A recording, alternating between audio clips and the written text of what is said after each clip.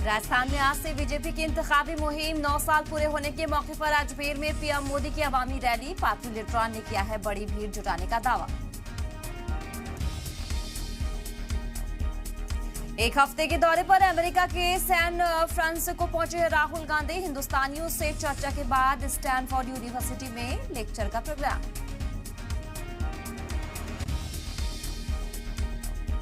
आज मणिपुर के तशद्दुद इलाकों का दौरा करेंगे वजीर दाखिला अमित शाह। मकामी लोगों के वक्त में भी करेंगे मुलाकात। कल कांग्रेस ने लगाया था मोदी हुकूमत पर लापरवाही का इल्जाम।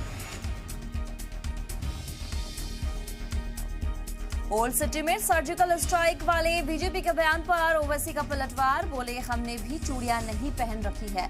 कहा अगर दम है तो चीन पर सर्जिकल स्ट्राइक करके दिखाओ।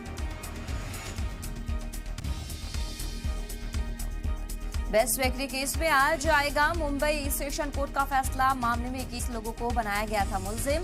फास्ट ट्रैक कोर्ट के सभी हो चुके हैं बरी। इस मामले में 14 लोगों की गई थी जान।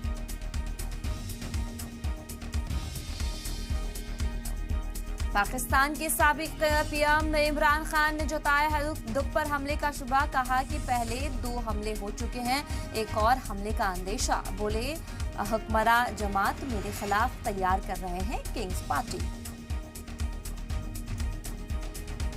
LV headline.